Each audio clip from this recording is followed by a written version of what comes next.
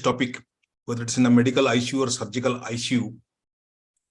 And when it occurs in the intraoperative period or in the perioperative period, it carries a mortality rate as high as 40%. The incidence of PMI varies from 0.3 to 36% in various literature, depending upon what type of study cohort they have chosen and what type of diagnosis definition they have adopted. Whatever may be the study cohort or the diagnosis definition was adopted by the literature, one thing is common among all the literature is that the incidence of post-operative myocardial infarction, that is in the first 72 hours and more particularly in the first 100 minutes after surgery, is much more common, almost 5 times more common than the incidence of MI in the preoperative or intraoperative period. The next peculiar thing about the MI in the perioperative period is its diagnosis and the pathophysiology is, if not completely, but significantly differ from that what we see in medical ICU. The majority of PMI in the hospital setting, they are of non-ST elevation type in contrast to ST elevation type what we see in medical ICU. Yes, very small significant number of patients only have ST elevated MI in the perioperative setting, and the incidence of unstable angina is lowest.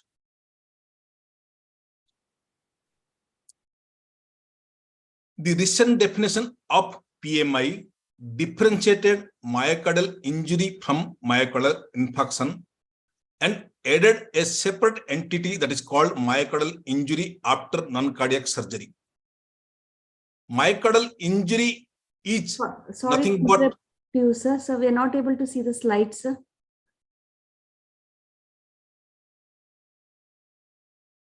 Can you share the screen, please?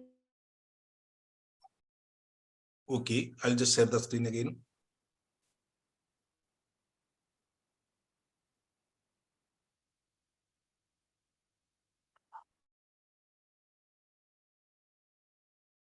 So is it visible now? A different slide? Yes, sir. We can see the slides, sir. Visible? Yes, sir. Is the slide moving? Yes, sir. Moving, sir. Slide is moving. Yes. What I was talking is the recent definition of MI has differentiated myocardial injury from myocardial infarction and added a separate entity called myocardial injury after non-cardiac surgery. Myocardial injury is nothing but elevation of specific cardiac biomarker like cardiac troponin with at least one value above the 99th percentile upper reference limit. When this myocardial injury is also accompanied with symptoms of myocardial ischemia like chest discomfort, new ischemic changes like either ST elevation or ST depression, development of a pathological QF, any imaging evidence of ischemic etiology, that is your ultrasound guided wall motion abnormality, or if there is a identifiable coronary thrombus on cath imaging, then it is called myocardial infarction. The third terminology, that is myocardial injury after non-cardiac surgery, is the same elevation in the cardiac biomarkers like cardiac troponin, but may not be accompanied with the symptomatology or the imaging evidence as I have discussed just now. So what exactly MINS is? There is an elevation of cardiac troponin which might have occurred in the 30 days after the surgery or typically within the first 72 hours. And this elevated cardiac troponin is most presumably due to a ischemic origin, unlike that of pulmonary embolism or early sepsis, where also we can see a rise in cardiac troponin. And the reason for coming out with a new entity like MINS is many of the times in the perioperative setting, The usual signs and symptoms of MI, like chest discomfort, are masked by either anesthesia in the intraoperative period or sedation and analgesia in the postoperative period. The recent definition also divides the MI into 5 basic types. The type 1 is related to an acute coronary event. That means there is a plaque which fissures, ulcers, and causes luminal narrowing. The second type is there is a mismatch between oxygen demand and the oxygen supply in the myocardial musculature, giving rise to ischemic symptoms. Type 3 MI are for those patients who are unfortunate enough so that a proper diagnosis could not be made before they succumb to death. Type 4 and 5 are related to the procedure. Type 4 is percutaneous intervention related. It again divided into 4A, where there is a MI during the procedure itself, whereas 4B is a late complication of coronary intervention, either in the form of stent thrombosis or restenosis. Type 5 is all those MI that happens after a coronary artery bypass grafting is done because of the compromised graft flow. Basically, today's discussion will center around type 1 and type 2 myocardial infarction that is most commonly seen in non-cardiac surgical settings in a patient who has a high risk factor for MI. If you look at the type 1 and type 2 MI, the entire spectrum of type 1, type 2 MI, the pathophysiology can be described into 2 major settings. One is there is a atherosclerotic coronary plaque was there, and because of the surgery or surgery-induced trauma, surgery-induced catecholamine and cortisol surge, along with a increased procoagulant activity, inflammatory activity, and platelet activation, causes a shear stress in the plaque, which further lead to accumulation of this platelet, activated platelet, and causes further luminal narrowing and a case of ischemia or MI. The second pathophysiology is basically a mismatch between myocardial oxygen supply and the demand, and that again because of the surgical cause. Because we know that during the surgery, many a times, whatever anesthesia we give, all the times may not able to exactly counterbalance the nociceptive stimulus from the surgery. So as a result, what we see, a lot of perturbation in the hemodynamics in the form of hypotension, hypertension, tachycardia, bradycardia, hypoxemia, hypercarbia. All of these things causes an imbalance in the oxygen supply and demand, giving rise to ischemic symptoms, and if not tackled at the appropriate time, may lead to MI. The detection of ischemia is basically technology driven. Although estimation of cardiac troponin remains central to the diagnosis, for most of the clinician, the onset of ischemia is mostly detected from the ECG from a multi-parameter monitor, which later get confirmed with a 12-lead ECG. The other monitor, which are more commonly used in cardiac surgical setting, but also in some advanced center, even in the non-cardiac surgical settings, are pulmonary arterial catheter, which basically looks at the change in the pressures in the left ventricles, and also a transesophageal echocardiography, which looks into the abnormal contraction of the ventricular musculature in response to ischemia. This particular slide shows how quickly the clinician will be able to detect the signs and symptoms with the gadgets once the ischemic cascade starts happening. Exactly, if we look into a change in the LVEDP without a surrogate markers like a PA catheter, probably that will be the first that can be detected if we have a sensitive sensor in the left ventricle itself to look for the stiffening of the left ventricles as soon as the ischemia occurs. But that may not happen with a PA catheter. The next sensitive marker is a transesophageal echocardiography. Once the coronary supply is reduced by 25%, there is a steepening of the left ventricles and the wall motion abnormality started. And this can be as early as detected with a transesophageal echocardiography. The next thing that can be detected is the ST depression in the ECG. The changes in the electrical signal in the heart that appears once there is a 50% reduction in the coronary supply. So at any point of time, segmental wall motion abnormality detection is 4 times more sensitive than ECG-based detection of ischemia. The symptoms like angina, hypotension, arrhythmia, CHF, all these things are very late signs and are not that much reliable in the intraoperative period because there are several reasons to have arrhythmia and hypotension, and angina, anyway, it cannot be detected in the intraoperative period because of the anesthesia and analgesia.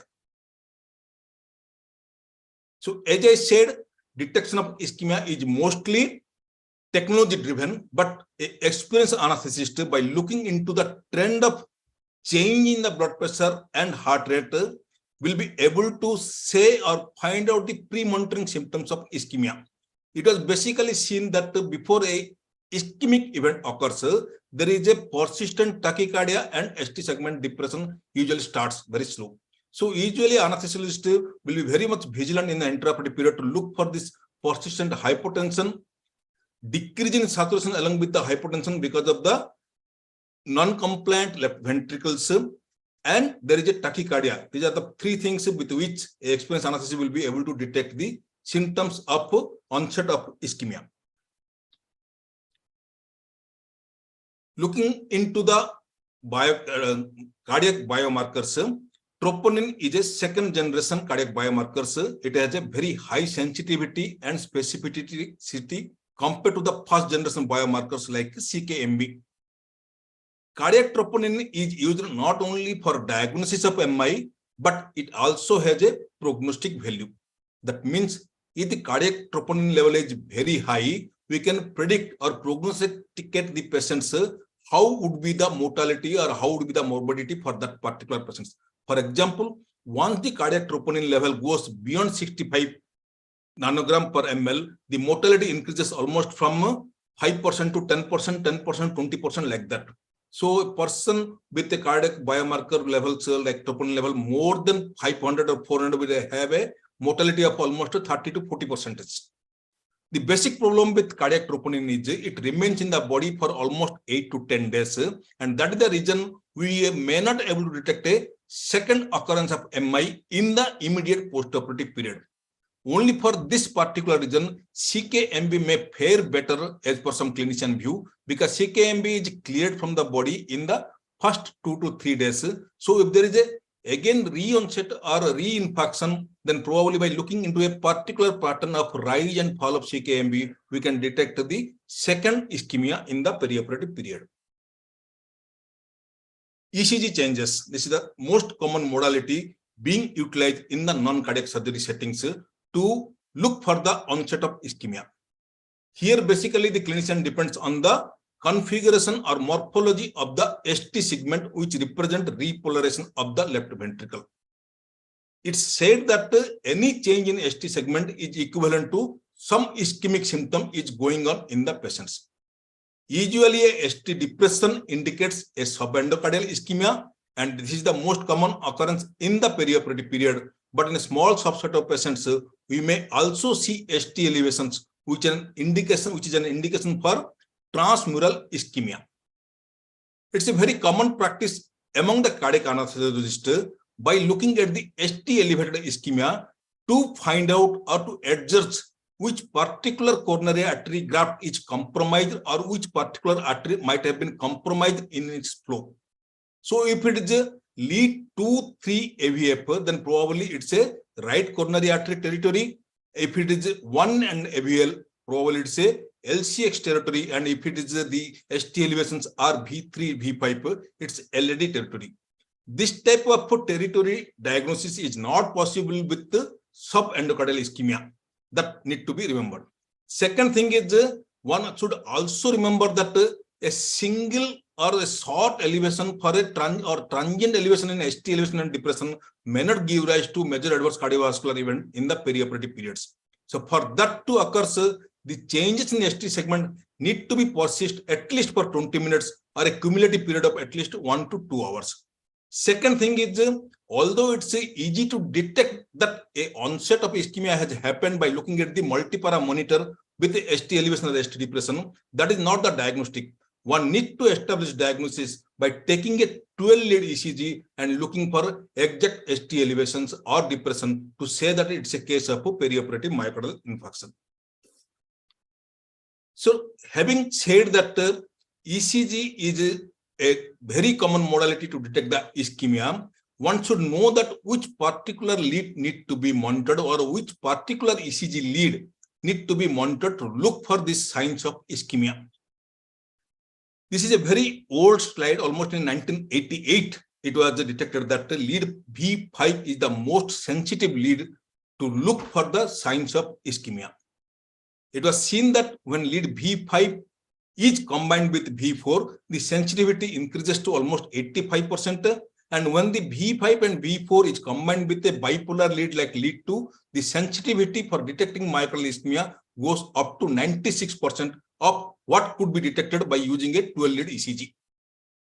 The problem is in our non-cardiac surgical settings, we use a 3-electrode and single-lead monitoring system or a 5-electrode 3-lead monitoring system.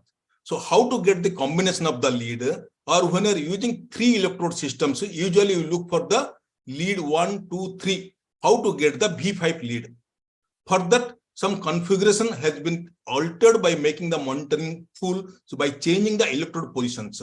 One popular position to look for V5 with a 3-electrode system is just moving the left arm electrode to the V5 positions and the green electrode, that is the left leg electrode, to the right mandibular sternum.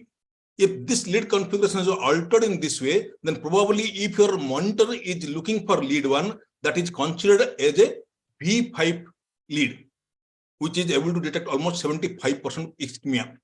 Along with that, suppose you are looking at the lead 2 with the same configuration, that lead 2 will be looking at the inferior wall of the heart. So almost you will get to the lead 2, 3 AVF, what it will detect. With this poor man's configuration with 3-electrode system also, we can able to look for the V5 and lead 2. Pulmonary artery catheterization. Pulmonary artery catheterization is another modality mostly being used in cardiac surgical setting or advanced institutes where there is a facility available in for non-cardiac surgical settings.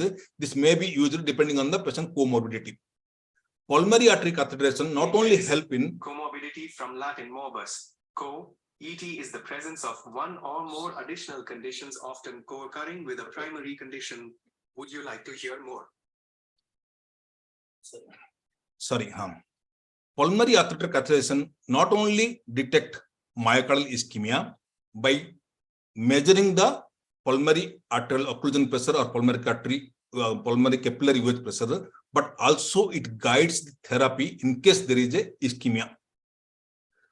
We all know that the coronary perfusional pressure is the difference between the mean arterial pressure and the pulmonary capillary wedge pressures. So whenever there is a ischemia occurs, there is stiffening of the left ventricle and the left ventricular end diastolic pressures increases. So we can't do more to reduce the left ventricular end diastolic pressures, but we have other methods to increase the mean arterial pressures so that coronary perfusional pressure can be maintained more than 60 mmHg throughout the procedure. Echocardiography is a very popular and the most sensitive markers for the ischemia, but it has its limitation. It is available only in the cardiac surgical settings, and even if it is available for non-cardiac surgical settings, many times a proper expertise may not be available. There are two views which are very popular in the detection of ischemia. One is transgastric mid-papillary short axis view, where all the 3 arteries meet. But here the problem is we cannot look into the right ventricular wall motion abnormality, which is more easily viewed with a mid-esophageal 4-chamber view. We can look into both right ventricle and left ventricle at the same time. This is just because many times a right ventricular ischemia has a more bad prognosis compared to a simple left ventricular ischemia. And for this, in a non-cardiac surgical settings, one important point is the consenting procedures from the patients. Usually in the cardiac surgical setting, it is presumed that the patient is given for use of the transesophageal echocardiography. Whereas in the non-cardiac surgical settings, one need to obtain separate consent if one want to use this particular modality of monitoring, because this particular modality of monitoring many times land up into fewer complications, and that will become more when it is used by a person who are not used to use it in a regular basis. Those complications varies from simple oral mucosal injury to even esophageal perforation. So once somebody decide to use it in the non-cardiac surgical settings, better to obtain separate consent for using this particular modality of monitor. Now let us look into few aspects how to prevent occurrence of perioperative myocardial infarctions. Few things that can be considered in the perioperative period. One is modification of the disease with drug therapy. In this, beta blocker therapy is the most common methods that is used both for prevention and treatment if ischemia occurs in the intraoperative periods. And most of the recommendation for use of beta blocker in the perioperative period comes from the POISE trial 1. The POISE trial 1 says that myocardial infarction can be prevented by use of metoprolol, but at the risk of having increased incidence of stroke, hypotension, bradycardia, and increased mortality. So the recommendation from the POISE trial is metoprolol or the beta blocker should not be started in the immediate preoperative period. However, if the patient is already on beta blocker, allow the patient to continue on the beta blocker. Second, don't start the beta blocker at a very high dose, but start at a lower dose and go for a titrated dosing by allowing at least 2 weeks for the drug to settle in the patient body. That means in case somebody want to start beta blockers in the preoperative period for elective surgery, he should give at least 2 weeks to the patients or at least 1 week to the patients before we reach the target that is required for beta blocker therapy. In the POISE 2 trial also gives some indication how we can prevent a perioperative ischemic events. We know that antiplatelet medications is a major tool in treating patients with or preventing occurrence of ischemia or treating ischemia. So in this POISE 2 trial, aspirin was compared with the placebo in preventing a composite cardiovascular event like ischemia. What was seen is aspirin is no better than placebo in reducing the incidence of ischemia. Rather, the incidence of major bleeding is more in patients who have consumed aspirin compared to the placebo group. But the plus point of this trial is it was seen that a subgroup of patients who were on some percutaneous intervention or on stent therapy and they received or they were in the aspirin arm, they had a beneficial effect of aspirin on stent rethrombosis or stent restenosis. So it was recommended that patients who are already on stent, it may be better to start aspirin in the preoperative period to prevent restenosis or rethrombosis of the stent. Similarly, when clonidine was compared with the placebo for its sympatholysis effect and thereby bringing a favorable effect on the perioperative ischemia, it was seen that the incidence of hypotension is more in clonidine group compared to the placebo group without any beneficial effect on postoperative ischemic events. The third group of drugs which are commonly used as a measure to either prevent a ischemic event, basically for controlling the blood pressures or remodeling of the left ventricles, there is a lot of conflict in use of ACE inhibitor and ARBs.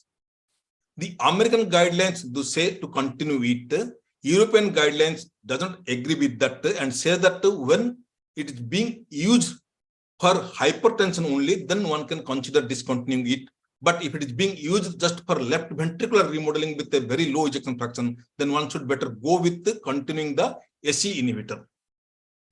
Regarding statins, there is no controversy regarding statins, and statins can be started as early in the preoperative period and as early in the postoperative period too, because of its pleiotropic effect.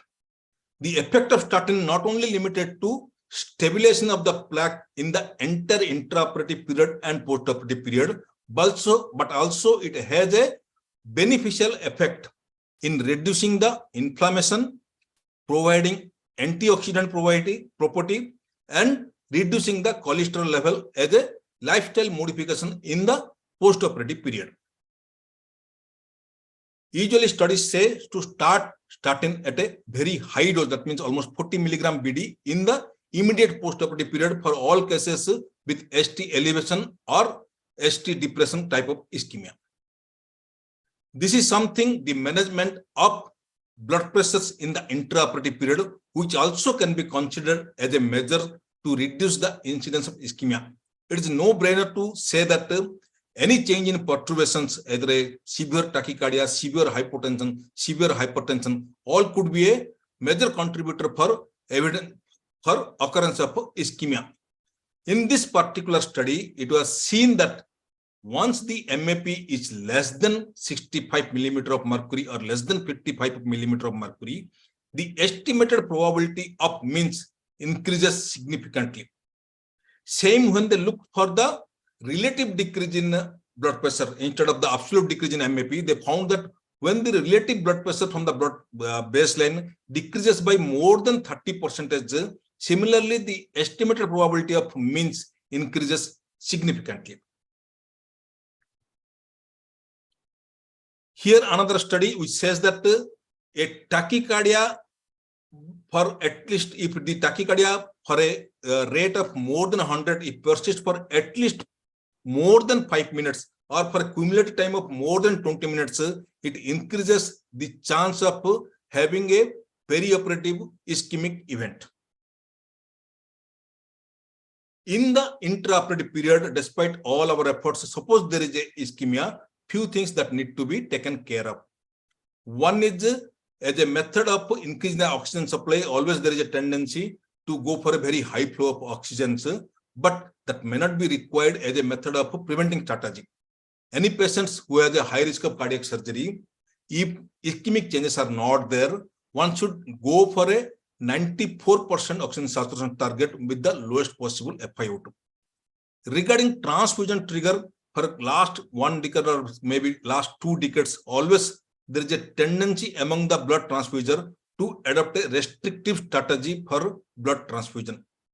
The earlier strategy of transfusing the blood at 10 gram percentage is no more valid. Up to 7 gram percentage can be allowed if the patient is in case of elective surgery with a cardiac disease. However, if there is ischemic changes are there, or if the case is a case of acute coronary syndrome, probably one should aim for a 9 or 10 gram percentage as a transfusion trigger. Avoiding hyperventilation is a major strategy in the intraoperative period, particularly for all those patients who comes for a laparoscopy with capnoperitoneum, but also has a risk factor for developing perioperative ischemic events. The usual tendency in a capnoperitoneum patient is to go for a hyperventilation to reduce the carbon dioxide, but one should remember that as the carbon dioxide reduce, the other physiological effect for reduced carbon dioxide is coronary vasoconstrictions. So one should be very careful while going for a targeted hyperventilation in patients who are subject to capnoperitoneum with cardiac disease. Smooth laryngoscopy and tracheal intubation, nothing more to add. It's always better whether the patient is having a cardiac disease or not having a cardiac disease. While selecting drugs for patients coming for a cardiac case with a non-cardiac case for cardiac disease, one should look for the pharmacological property of different drugs. One drug worth to mention is the coronary still with isoflurane, the theoretical possibility of coronary still with isoflurane. One should remember that in the intraoperative period, these patients with high risk for ischemic events, usually they tolerate hypertension and vasopressor much better than hypotension and inotropy. The reason is Ionotropy not only provides ionotropy, but also provides some sort of positive chronotropy. And as we have discussed, a tachycardia is always detrimental to myocardial ischemia because it not only increases the demand, but also reduces the supply. Few other methods are tried in the preoperative period before. One is ischemic preconditioning to reduce the incidence of ischemic events, but it has no beneficial effect. Similarly, nitrous oxide, comparison of general anesthesia with total intervention anesthesia, and comparison of general anesthesia versus regional anesthesia does not have any clear benefit of one above the other in reducing perioperative ischemic events. Many a times, clinician would like to start a small dose of nitroglycerin in patients who are at risk of ischemic event, thinking that it will keep the coronaries dilated, but book says it has no role in preventing or reducing the incidence of PMI. If MI occurs in the intraoperative period, first thing that needs to be done is to inform the team that there is probably a possibility of intraoperative MI or something has happened.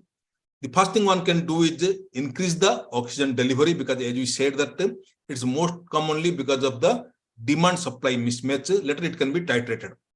The second thing is reduce the demand by decreasing the heart rate of the patients. The third thing is increase the supply by bringing up the blood pressures with fluid bolus and phenylephrine. Here I would like to mention that while choosing for inotropes and vasopressors, one should see that the chosen inotropes or vasopressor does not increase the heart rate arbitrarily and in an unexpected manner, and also does not increase the lactate level.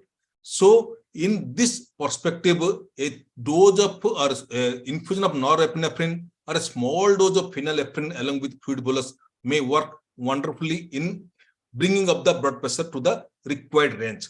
If invasive monitoring was not started, one can go with the invasive monitoring in these patients.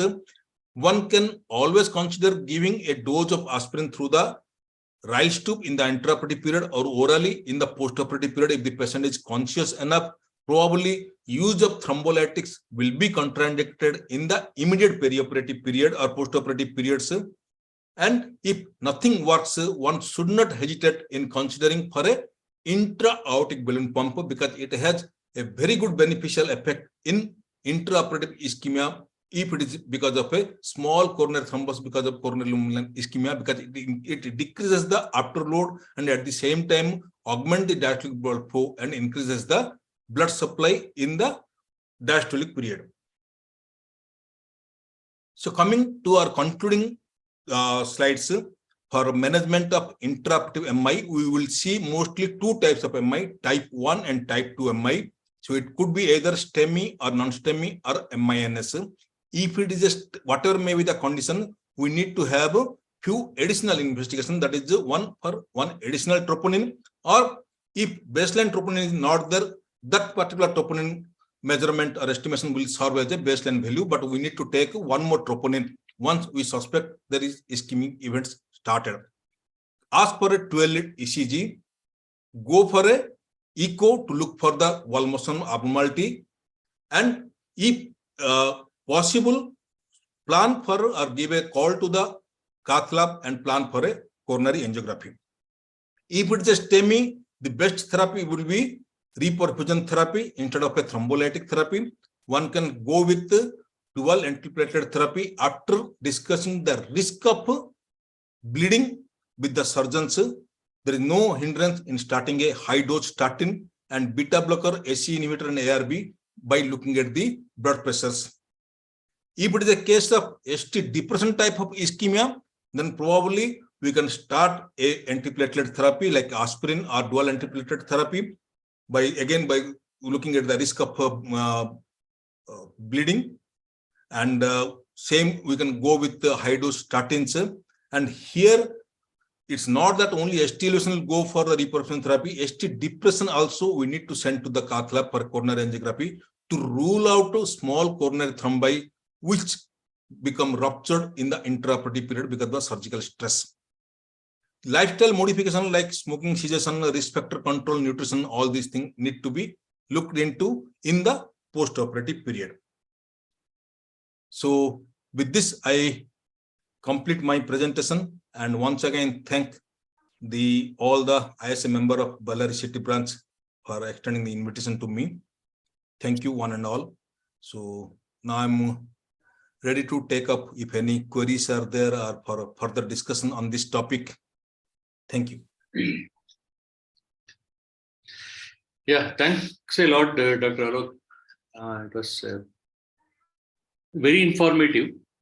Especially the PGs would be benefited apart from the practitioners. The second half I thought is more for the practitioners. And the first half is definitely full of important classifications and definitions, and very nice take home for the postgraduates. So let us have some questions also. Dr. Srinivas, you have put a question. You can unmute yourself and ask a question. Yeah. It was a nice lecture, Dr. Alok. Congrats. Yes. And my question is, many of the times these IHD patients will undergo some surgery under central nerve axis blockade, subarachnoid block, or with epidural. So, just for the benefit of all, what are the measures to prevent intraoperative MI in such patients? Patients undergoing surgery under central nerve axis blockade. Yes, as I presented, there is no basic difference whether you go for a GA or regional anesthesia. Yeah. So far, the incidence of perioperative ischemic events is constant. However, any change in the hemodynamics that can be induced with central nerve cell blockade may bring a change in the incidence of MI, any severe fluctuation. So several factors play into this. One is how to first, before going for central nerve axis blockade, one need to adjust the antiplatelet therapy, whatever the patient is taking. Yeah. Second is, if you are going for central nerve axis blockade, how many segments you are going to block and how much the expected fall in blood pressures. Of course, there won't be a rise in the heart rate. How much is the expected fall in blood pressures? Do we need to go for a invasive monitoring or how to maintain the fluid balance in case it gives a severe fall in the blood pressures? Preloading, usually we don't suggest in a patient who is already having ischemic events. Rather, we would go for a small aliquots of fluids along with phenylephrine to maintain the hemodynamics in the intraoperative periods. And same time, in case, despite all the effects, if there is a ischemic events, either with ST elevation or depression, we need to follow the same protocol of sending a troponin and doing further management. Yeah. Yeah, I think what you have said is right. And control over the level of blockade and the proper use of. It depends on the level of blockade. How big would be the fall of blood pressure, how many segments you are going to block. So several strategies can be applied. That means you can go for a one-side spinal if it is a only single limb surgery, or you can go for a epidural where there will be less fluctuation in the blood pressures. Yeah. We should see that there should not be any major fluctuation in the blood pressures. Yeah. And I think the vasoconstrictor you said is the vasoconstrictor of choice is phenylephrine. Yes. Because it is more of alpha. Yes, sir. Aliquots of fluid and phenylephrine I would choose first to counteract the fall in blood pressures. Yeah, okay. Thank you, sir. It was a nice lecture. You have covered everything comprehensively. Good. Thank you, sir. I think one of the things you highlighted just in terms of management was the efficiency of the echocardiography. So in terms of normally the PGs would always be taught initially with respect to the importance of ECG. Yes. We talk about calculation of the ST segment, the elevation or depression and other things. Now with the advent of echocardiography, as you said, it is almost 4 times more sensitive than ECG. Yeah, and it can give an early indication. Yes, sir. Before actually the ECG changes are seen on the screen. Yes, sir. Yes, sir. That's an important take home from your side. Yes, sir. And in one point you suggested, you put in the slide was studies showed that a Holter in the previous, probably a day before the Yes. surgery. Yes, in the and, medical ICU setting, Yeah. it was usually seen that if the Holter shows some duration of persistent tachycardia with ST depression of more than 20-minute duration, Yeah. these patients are more likely to have ischemic events in the immediate period in the medical ICU. So same thing can be extrapolated even to the perioperative period. That means intraoperative period. If the patient is having continuously tachycardia of a duration of more than 20 minutes, probably these cases are more prone for having a ischemic event in the postoperative period. Yeah. But are there some clear-cut guidelines on which are these patients, which are the surgical patients, means cardiac patients posted for non-cardiac surgeries? Could there be some indication for which of them could possibly be admitted and subjected to Holter monitoring? Is some evidence available at this No, point? sir, evidence is not available. Most of the literature, they suggest to go with the same standards, RCRI of elevated risk RCRI more than 2. Yeah. But so far, Holter monitoring is considered the indication as per the medical setup only. That means all those patients who have syncopal attacks, Yeah. a normal ECG. So probably they are the candidate Candidates. or cardiomyopathy candidates. Yeah. We should go for a Holter monitoring to find out. Yeah. No, why I had to bring it up was, as Dr. Srinivas was telling. So whenever all of us attend to a lot of orthopedic cases. So Yes. we've got elderly patients with trauma, and comorbids are almost frequent. Ischemic heart disease, hypertension, diabetes is. Yes, those things, I think if you stratify as per the RCRA risk also, above 45 years with the history of high cholesterol, lifestyle, these things, probably those cases are actually what I have discussed, POISE 1 and POISE 2 trial, they have actually included this type of patients as a high risk for ischemic events, age more than 45 with raised RCRA 2 or more than 2.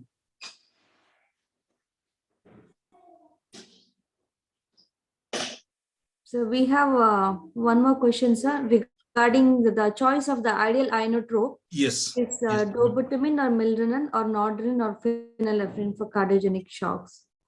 Yes, if it is a cardiogenic shock, probably I'll go with the norepinephrine. I'll keep adding dobutamine to it. Yes.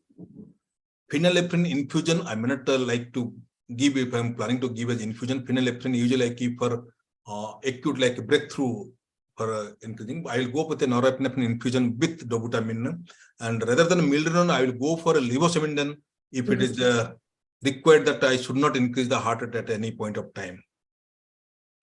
Okay, sir. Thank you. So next question is, so when do you advise for percutaneous intervention or any role for thrombolysis? Thrombolysis is not at all indicated in the immediate surgical settings. Percutaneous interventions for all those patients who had ST elevated ischemia in the intraoperative period or post-operative periods, they should be given a chance to undergo percutaneous intervention or early reperfusion therapy as soon as the condition allows them.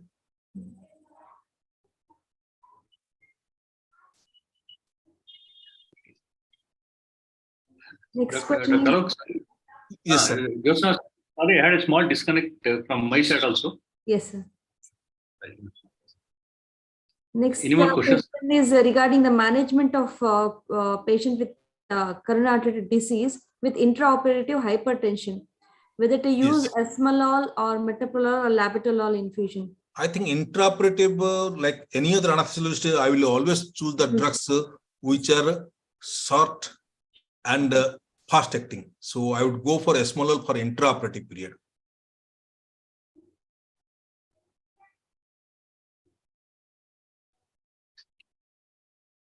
Okay. And one more point you conveyed was related to the utility and disadvantage of troponins, and the disadvantages and advantages of CKMB, because normally CKMB we always say no, it's an old thing. No, an average physician or a practitioner would always have a negative opinion about CKMB. So they'll say drop T base and take it up. But the important point you conveyed was the troponin T may not be useful. You may not detect a second reinfection. Second And same within 10 days, suppose there is second infection, we're not able to detect with the drop T. Okay. So what I was trying to ask you is, for example, we deal with the high-risk patient basically.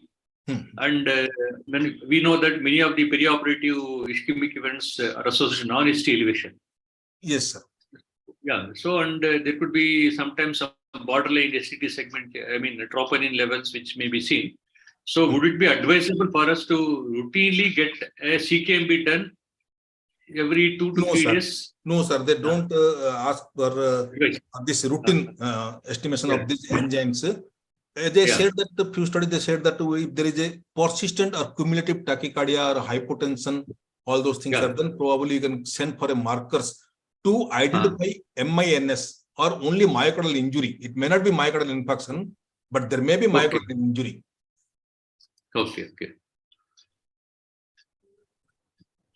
Then with respect to ACEs and ARBs,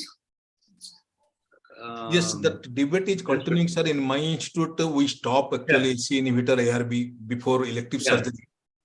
But the two major countries, they have contrasting guidelines.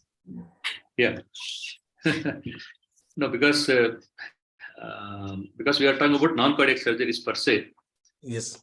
Considerations vary. So, classical teaching and discussion, of course, with the previous recommendations also, with respect to whether we have to skip at least the previous dose or the previous night's dose or the morning dose. So, at least the majority of the recommendation would be to continue now, as you are telling. I think provided we have a proper monitoring, and of course, we check for the potassium. Yes. Yeah, that's the consideration. And do you think the beta blockers still hold an edge as possibly cardioprotective agents in non-cardiac surgeries even now? Yes, sir. Beta blocker is a good drug as for the trials, many trials. Only thing is we need to give a low dose and we should allow sufficient time before the beta blocker is stabilized in the patient's hemodynamics. Okay. So, how long you want the patient to be on a preoperative beta blocker therapy? At least I would like to have a target for me, like usually unless the heart rate is more than 90 in a patient who is at risk of ischemia, I won't suggest to start beta blocker. So in case I suggest them to start a beta blocker, my dose is usually atenolol 12.5 milligram. And I give at least 1 week and target a heart rate of 75. Once it reaches 75 for at least 2 days, then I consider it for putting it in the elective list. So there's one more question regarding the reduction of heart rate. Is there any role of ivabradine as pre-medication to reduce the heart rate? Actually, last year I have come across two dissertations actually from two different colleges where they have used ivabradine as an agent for attenuating hypertensive response to endotracheal intubation. But using this drug as a pre-medication may be justified in those cases. It's a dissertation, but I have not come across any literature who have used ivabradine as a long-term therapy to control the heart rate. In the cardiac surgical setting, in the post-CABG patients, we give sometimes ivabradine because we want to have a control of heart rate without changing the blood pressures. But as a continuous therapy, I don't have experience. 5 milligram we give ivabradine. Okay. And you suggested that clonidine doesn't carry much evidence. Clonidine doesn't carry much evidence. Rather, it is associated more with the hypotension. Yeah. But vice dexmedetomidine? No, sir, there are no studies. Dexmedetomidine is basically not given as a pre-medication. In that trial, they have taken clonidine as a pre-medications compared to placebo. Okay. Tablet clonidine they have used. 200 mg clonidine they have used. Okay. And one final question from my side is, of course, literature always says that there is nothing to choose between GA or regional anesthesia, as long as we are able to maintain the myocardial oxygen perfusion. Yes, sir. Both of them are good in terms of management of ischemic heart disease patients coming for non-cardiac surgeries. But still, practically, I would always be inclined to talk about balanced anesthesia, where we have a combination of regional anesthesia, regional analgesia, along with the general anesthesia. For example, including wherever possible, we can avoid an intubation of a patient, right? So we can have a supraglottic airway device, which is associated with less hemodynamic changes as compared to an endotracheal intubation per se, or putting an epidural. Yes, sir. Right? So that is always permissible. Yes, sir. That the basic idea of giving any type of anesthesia, it's safe so long we are not bringing a major change in the hemodynamics. As I said that one of the slides, they say that whenever the changes is beyond 20% of the baseline, the chances of ischemic event increases. Okay. Then there is one more question, Jyotsna. Yes. Yes. When patient already on beta blocker and patient's heart rate is between 60 to 70, if the patient is already on beta blocker and the heart rate is 60 to 70, I would like to continue the beta blocker in the same dose, because in the immediate preoperative period or in the immediate postoperative period, I do not want to fiddle with a drug which is already having a good control. As the question says, it is settled between 60 to 70, because anything if I abruptly withdraw in the immediate pre-op period, it may lead to rebound hypertension or rebound tachycardia may not be there, but in the post-operative period, tachycardia may happen, because anyway, this beta blockers in the body will remain for 24 to 48 hours. But after 48 hours, there will be a rebound tachycardia.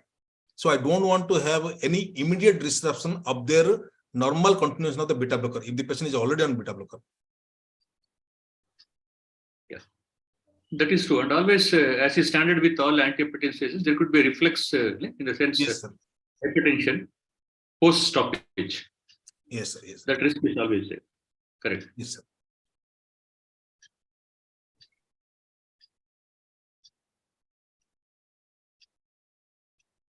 Dr. Prashant? Any role of magnesium? So good evening, sir. Magnesium we give for all our coronary bypass surgery patients as a prophylaxis to prevent arrhythmia, not for the blood pressure control. Long back, I have seen some dissertation where they have used magnesium sulfate for attenuation of the pressure response. Currently, we give 2 grams of magnesium sulfate for as a prophylaxis for development of atrial fibrillation or preventing arrhythmia, or probably as a prophylaxis for any altered magnesium because the patient is subject to cardiopulmonary bypass with a lot of dilution. Otherwise, non-cardiac surgery, I don't have any experience of giving a prophylactic magnesium sulfate. Yeah.